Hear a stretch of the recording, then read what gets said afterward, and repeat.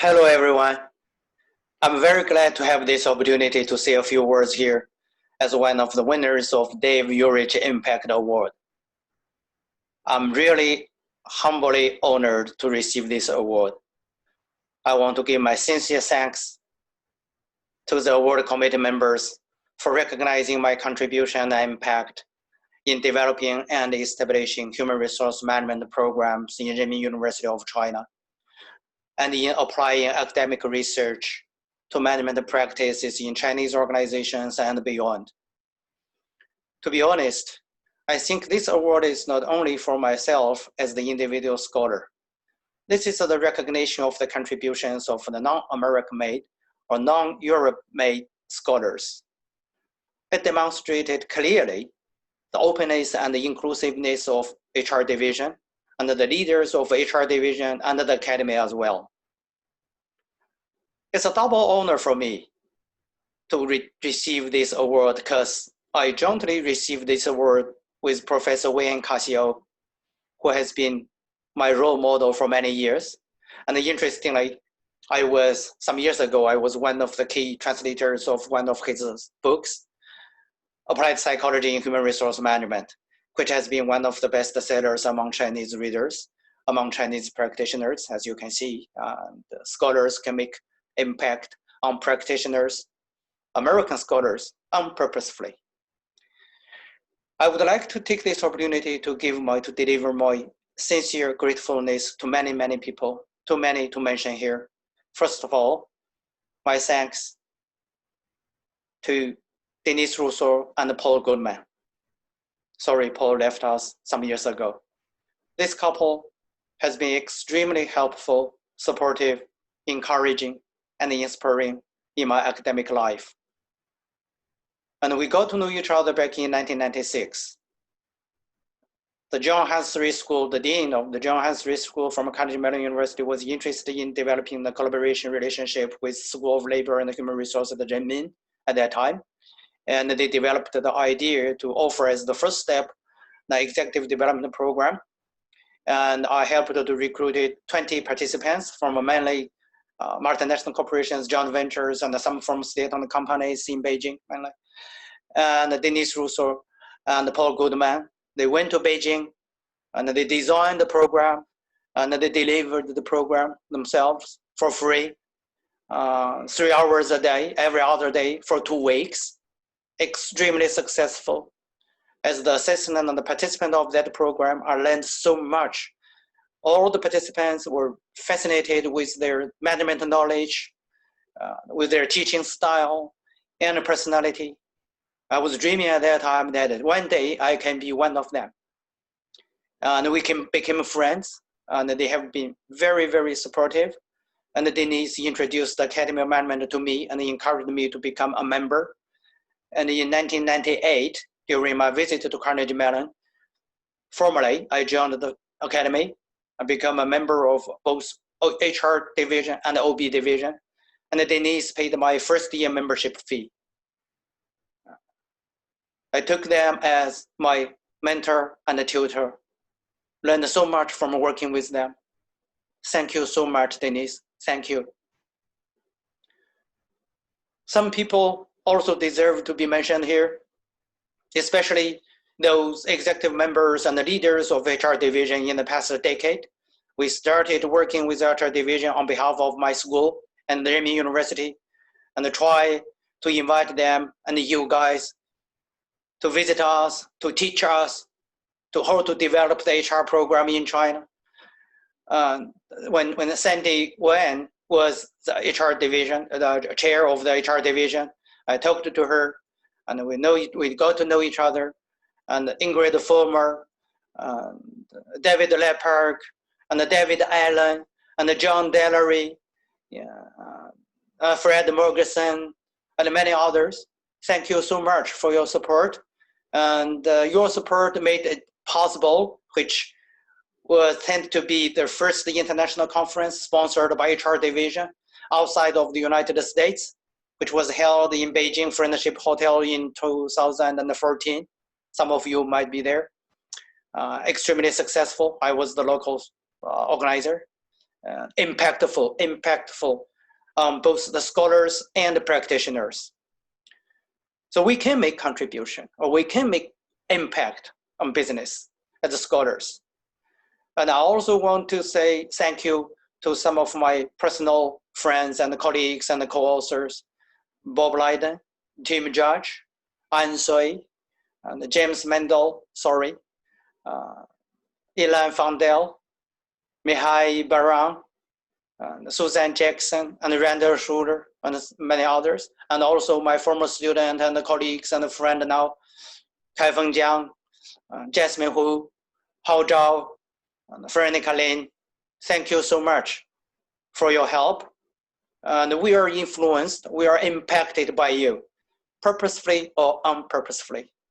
So talking about the impact, I would like to share with you 2 points. First of all, it's the definition of impact, because impact could be on different types of targets. And as scholars, we are facing, in my words, 3 targets. So I use the marketing constructs to define my targets as customers. So I have students as my customer, I have reviewers, editors as my customer, I have practitioners as my customer.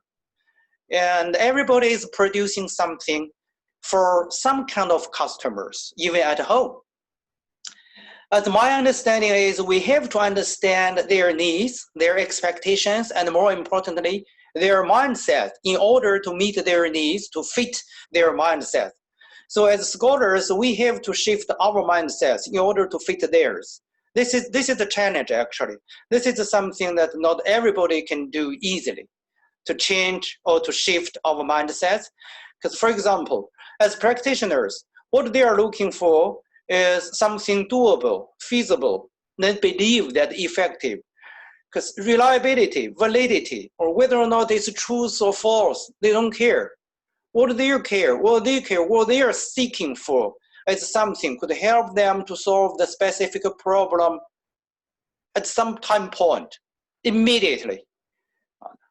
So, but as scholars, what we are looking for, as reviewers or editors, what we are looking for is something, this is the truth, it's reliable, it's validated. So this different kinds of, I'm not saying that, validate or truth cannot be applied immediately, but sometimes there's a discrepancy there. Therefore, we have to make adjustment or modify the theory. This is the theory as the description or interpretation of the general phenomenon of general situation, but in the practical situation, all the problems that the managers or practitioners are facing, it's a special, if not a unique case with some kind of characteristics. So we have to modify or adjust the general theory to fit the specific case. This is point one. And another point is that the challenges we are facing, in what way that we could deal with these issues. And as Chinese scholars, we are facing 2 challenges. I call it the double challenge when we talk about the impact. And one challenge is the so-called theory and the practice. There's a gap there always. And another is the so-called West and East. Because fortunately or unfortunately, you Western people, because most of the dominant theories or constructs are developed in Western cultures or by Western scholars in developed countries. And this has been a problem, a concern raised by scholars and practitioners many years ago, back in 1980s, the applicability of Western developed constructs, motivation theory to Asian countries or non-Western cultures.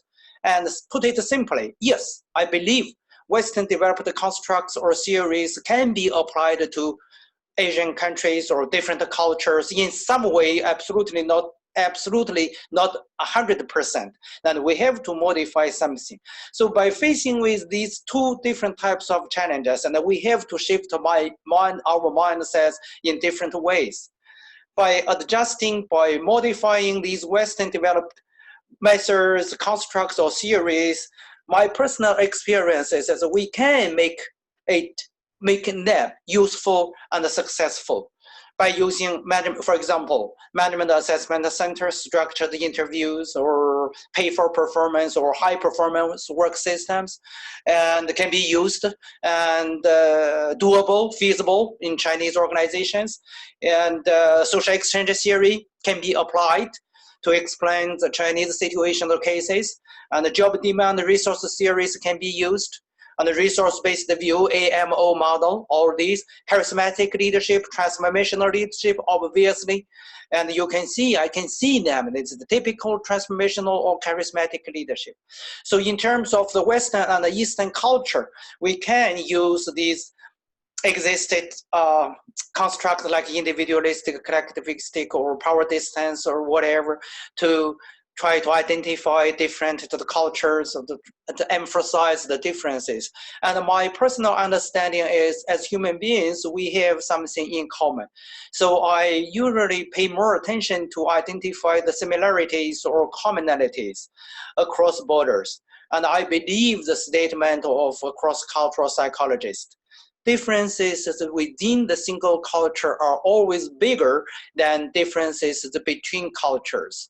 So those similarities or commonalities could help us to modify these theories or constructs developed in a single culture to a different culture. By saying that, I don't mean that we just borrow these ideas by. We have to make something. We have to confess or admit that there are some differences there, like in the way of thinking, dialectic thinking or holistic thinking or analytical thinking or yin and yang. This is a challenge all of us are facing in order to make our research more impactful, to be more relevant to the business practices, and we have to work together to understand both our customers and in the different situations, in different cultures, and the different professions. By working together, we can make our research more impactful. By working together, that we can make the HR division more impactful, and we can make management knowledge and of scholars more useful for the society, for the community, and for the world. Thank you.